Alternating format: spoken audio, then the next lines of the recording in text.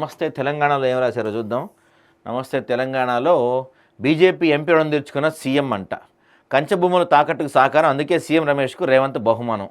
మరి ఇప్పుడు ఎలా ఉంటుందంటే నమస్తే తెలంగాణ వాళ్ళు మీరు ఏదన్నా మనకు ఒక ఎగ్జాంపుల్ చెప్తారు. ఎవరిమైనా వేలు చూపిస్తే 5 ఏళ్ళు తిరిగి నీ వైపు చూపిస్తాయి, 4 ఏళ్ళు తిరిగి నీ వైపు చూపిస్తాయి అంటారు కదా.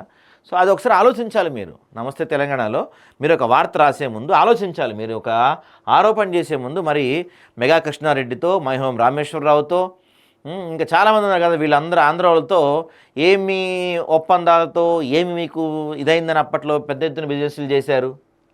వాటి గురించి కూడా మాడాలి కదా. నిన్న ఈయన మనోడు పాడి కౌశిక్ రెడ్డి ఏం మాట్లాడతాడో తెలియదు మనోడు, అందుకే ఊరకే అనరు సూసైడ్ స్టార్ అని చెప్పి. మనోడు అంటాడు హీరోయిన్ల ఫోన్లు రేవంత్ రెడ్డి ట్యాపింగ్ చేసిండంట, ప్రైవేట్ హ్యాకర్లు రంగంలో దింపారంట, మైహోం భుజాక ఆయన అందుకు వెళ్ళారు. బీఆర్ఎస్ ఎమ్మెల్యే పాడి కౌశిక్ రెడ్డి ఆగ్రహం. మాట్లాడదామండి ఈ పాడి కౌశిక్ రెడ్డి గురించి డీటెయిల్గా మాట్లాడదాం. ఇక జీ హుజూర్ గుడ్డి దర్బార్ అక్రమాలకు వంత పాడుతున్న అధికారులు 9,000 కోట్ల సర్కారు భూమి కబ్జాపై గప్చుప్, బిగ్ 4 చేతిలో బందీలట. ఇంకా భూమి కబ్జా కోసం గుడినే కూల్చేశారు. మీరు కూల్చిన గుడులతో పోల్చుకుంటే ఇక అవి కథలు చాలానే ఉన్నాయి.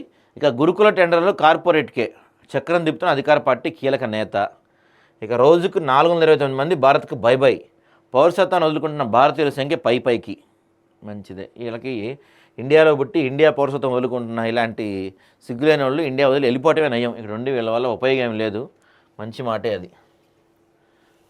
సో ఇవి మనకి ప్రధాన పత్రికల్లో కనపడుతున్న వార్తలు.